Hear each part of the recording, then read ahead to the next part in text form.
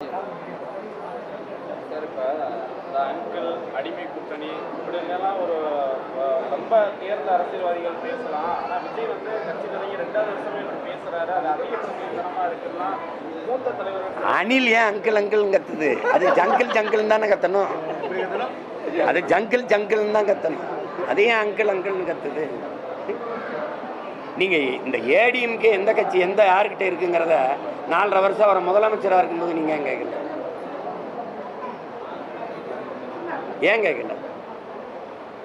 போன மாநாட்டில் சிஎம் சாராக இருந்தவர் இந்த மாநாட்டில் எப்படி அங்கிளாங்க? இப்போ நடிகர் விஜய் விநாயகர் சதுர்த்திக்கு வாழ்த்துலாம் சொல்றாரு.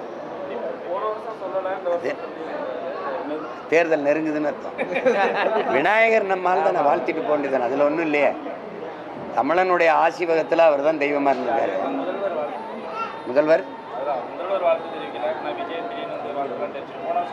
அது அவர் விருப்பம்.